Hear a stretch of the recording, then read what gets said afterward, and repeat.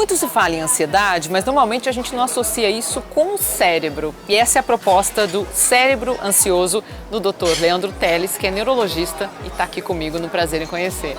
Tudo bem? Obrigada pela entrevista. Eu que agradeço, é um prazer te conhecer, é um prazer conceder essa entrevista a vocês sobre um tema tão palpitante, né? Nosso tema, nosso grande tema aqui é o autoconhecimento. E o que eu quero te colocar, ou preciso que você coloque para nós, é sobre esse vínculo do cérebro com a ansiedade, para que as pessoas possam se conhecer melhor e entender de onde vem a ansiedade, né? Isso é extremamente importante. A mente ela é fruto do funcionamento do cérebro, que é um órgão, como qualquer outro, que precisa ser cuidado, precisa ser administrado, precisa ser vigiado. Então a ansiedade ela está no cérebro humano. Então é lá que acontece os distúrbios de ansiedade. E a ansiedade não é sempre doença. Existe uma ansiedade do bem, que é importante para proteger a gente, para motivar a gente, para causar uma certa viabilidade da vida como a gente imagina. Aquele fiozinho na barriga em situações novas ou de perigo.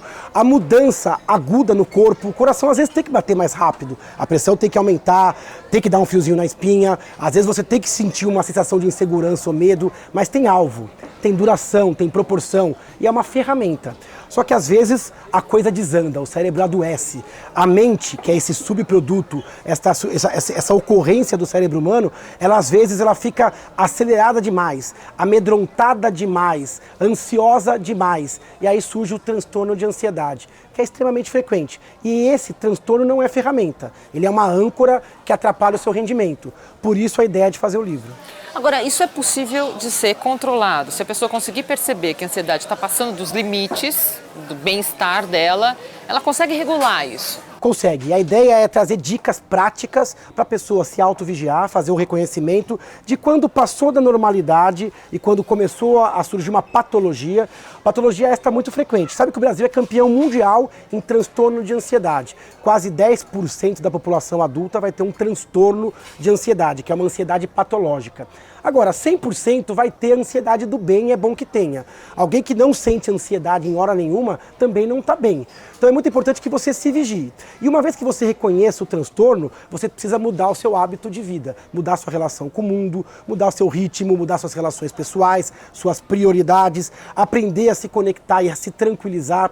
Porque infelizmente, Áurea, a gente aprende muito a pilhar, a gente aprende a ligar, a conectar. Ninguém ensina pra gente a colocar o cérebro no nível normal. Em alguns casos vai ser importante uma ajuda externa. Psicólogo, às vezes até medicamento para casos mais graves. Então, o transtorno de ansiedade vai exigir, em alguns casos, um tratamento articulado e abrangente. E tudo isso pressupõe autoconhecimento, né? Olhar para dentro e entender como é que as coisas estão acontecendo aqui dentro, né? Por que isso é importante? Porque o cérebro meu funciona diferente do cérebro de outra pessoa. Na verdade, até o meu cérebro funciona diferente de acordo com o momento de vida, com o ritmo, com a situação. Então a gente vai mudando e as pessoas não são iguais. Então conhecer a si é o primeiro passo de qualquer tipo de enfrentamento.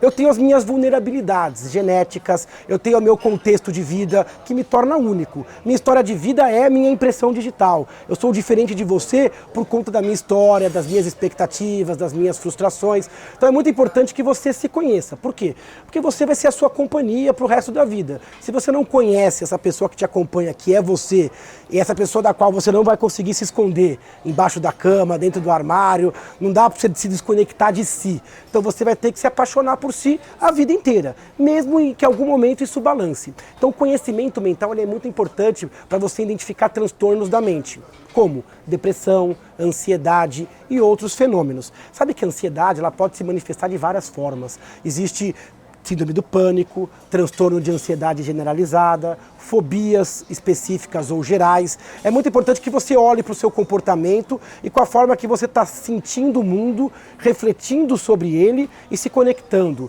Porque se você reconhecer precocemente, você se adequa e consegue render muito melhor do que antes. O que eu penso é que muita gente que não entende esse processo, não percebe que pode fazer o controle da ansiedade e vai. simplesmente embarca, né? As pessoas não reconhecem que tem uma ação que ela pode fazer para controlar a sua ansiedade e muita gente não reconhece quando a ansiedade começou a prejudicar. Isso é um problema do nosso mundo atual. Nosso mundo atual, ele valoriza a pessoa ansiosa.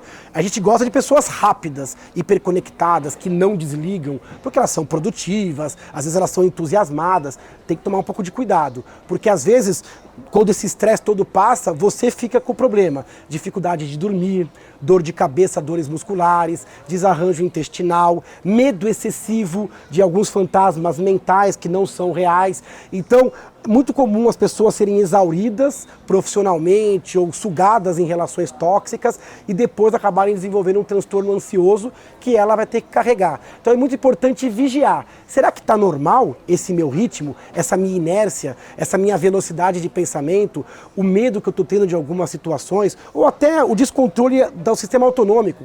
Tem gente que tem falta de ar, tem gente que tem tontura sem motivo. É muito comum que pessoas ansiosas procurem até outros médicos. Vai no cardiologista ou vai no gastroenterologista, acha que está com algum outro problema e no fundo às vezes é um desarranjo da ansiedade, que vai alterar os seus hormônios. Vai aumentar o seu cortisol, vai liberar mais adrenalina e pode abrir a porta para outros transtornos até mais graves. Você está falando de saúde. É saúde e é saúde geral, global. Que a gente sofre do pescoço para cima, mas o corpo ele sinaliza como um todo. Às vezes um tremor que eu estou desenvolvendo é um sinal de ansiedade. Às vezes o coração que se desarranja é um sinal de ansiedade. A gente tem que ouvir o corpo e a gente não é ensinado a isso. A gente não é ensinado, a gente só é ensinado que você tem que dar conta, tem que ser mais, tem que fazer mais, tem que produzir. O grau de expectativa hoje é absurdo. Tem que ser bom profissional, bom pai, bom marido, tem que ser perfeito. A gente é exposto hoje a uma vida meio filtrada por filtros, então o grau de expectativa é muito, muito elevado. Não tem como dar conta. Você pode dar conta por um tempo, mas não para sempre. Isso não é sustentável. Vai chegar uma hora que a conta chega. E pode chegar na forma de ansiedade, como transtorno, ou de fenômenos depressivos. E até de depressão, né? Como você está dizendo, que é o título do seu outro livro, Depressão Não é Fraqueza, e acaba sendo confundido, né? Pessoal, para de ser corpo mole, né? Levanta essa cabeça que o dia está aí te cobrando, né? As pessoas e não confundem é isso. muito. Tristeza reativa, normal, proporcional, com doença, depressão. Então depressão não é fraqueza, depressão é uma doença, não é mimimi, não é frescura, não está no controle voluntário da pessoa. Ela é muito diferente de tristeza reativa, que geralmente tem um alvo, tem uma duração muito menor e não atrapalha o rendimento do corpo. A depressão é uma das doenças mais avassaladoras, mais incapacitantes dos dias de hoje, inclusive uma doença que pode evoluir com formas fatais. Hoje o suicídio é um dos problemas de saúde pública, mais de 1 milhão de suicídios por ano. Sabe que a depressão também é muito comum no Brasil. O Brasil é o segundo país na América com índices de depressão, só perde para os Estados Unidos. A gente tem em torno de 6% da população com depressão. Não raro as pessoas têm os dois problemas ao mesmo tempo, a ansiedade junto com o quadro depressivo. Na obra a gente não fala só sobre doença, a gente tenta fazer um pouco do paralelo da vigia, do limite da normalidade e da prevenção e enfrentamentos precoces. Porque se você conhece a si, você pode evitar que você adoeça, ou evitar que a doença tome corpo e te domine, o que vai dificultar muito o enfrentamento. Na teoria isso pode ser muito tranquilo, né? Se vigiar, enxergue você, se perceba, mas muita gente pode não entender como fazer isso na prática. Como você orienta isso? E aí tá uma coisa muito importante. A gente olha pouco pra gente. E a gente sempre tem uma falsa impressão de que a gente é um super-homem, uma super-mulher. A gente tem uma sensação de onipresença, de onipotência, de indestrutibilidade. É uma coisa meio adolescente que a gente carrega pro resto da vida. A gente aguenta o estresse. A gente é melhor, às vezes, até para vigiar o outro do que para vigiar a si. E sabe que a doença, quando ela se instala, ela também dificulta você se perceber. A pessoa com depressão, ela começa a ter uma dificuldade da própria crítica. Ela não consegue perceber que ela adoeceu.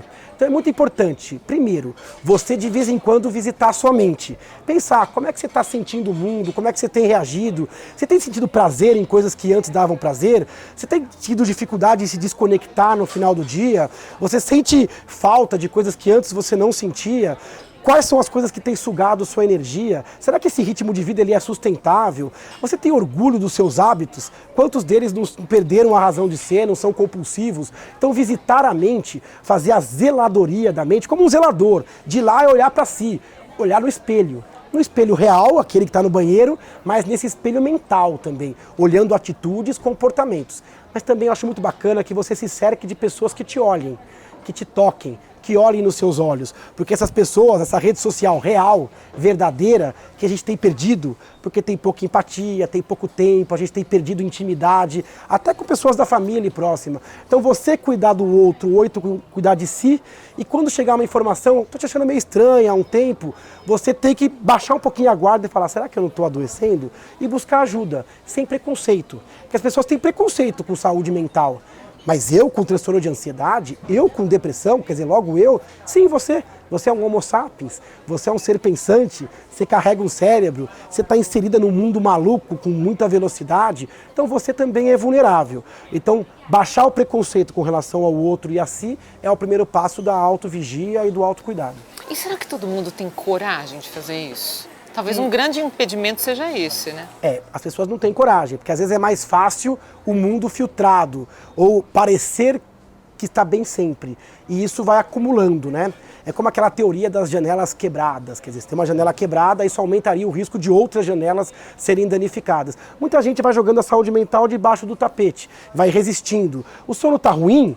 Tudo bem, eu tomo um remedinho. Eu estou sem disposição do dia? Tudo bem, eu me entupo de café, eu tomo um estimulante. E isso vai minando a saúde. Chega uma hora que o corpo não sustenta. Aí surge a crise de pânico, por exemplo, um fenômeno de ansiedade avassalador, ou uma fobia, onde a pessoa não consegue enfrentar um determinado inimigo, que ela se sente totalmente desregulada. O corpo dá o sinal de basta, que pode ser um sinal definitivo. Então, mesma coisa com a depressão. Eu vou resistindo, vou acumulando. A falta de coragem de enfrentar o inimigo pequenininho faz que um dia o corpo se esgote. Existe inclusive uma síndrome muito discutida atualmente, que é a síndrome de burnout, que é a síndrome do esgotamento profissional. Que é uma pessoa que vai trabalhando, vai dando conta, vai sendo avassalada, até que uma hora ela, pumba, ela esgota, ela desliga como um disjuntor que cai para proteger uma rede elétrica. Então o cérebro ele tem os seus mecanismos de defesa.